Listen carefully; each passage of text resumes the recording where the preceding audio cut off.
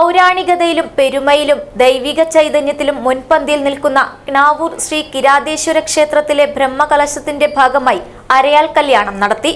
രാവിലെ 9:30-നും 12:30-നും ഇടയിലുള്ള ശുഭമുഹൂർത്തത്തിലായിരുന്നു അരയാൽ കല്യാണം.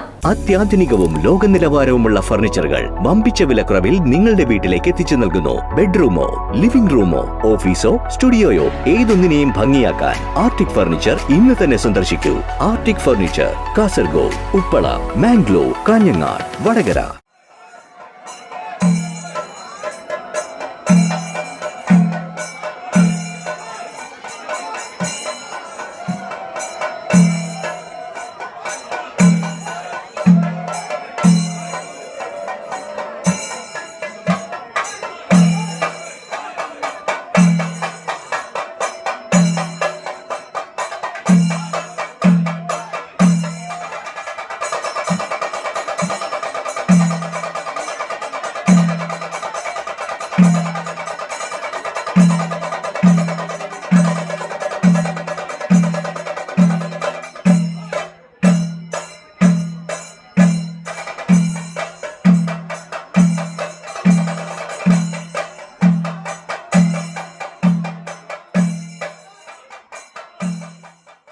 പൗരാണികതയിലും പെരുമയിലും ദൈവിക ചൈതന്യത്തിലും മുൻപന്തിയിൽ നിൽക്കുന്ന ക്നാവൂർ ശ്രീ കിരാതേശ്വര ക്ഷേത്രത്തിലെ ബ്രഹ്മകലശത്തിന്റെ ഭാഗമായി അരയാൽ കല്യാണം നടത്തി.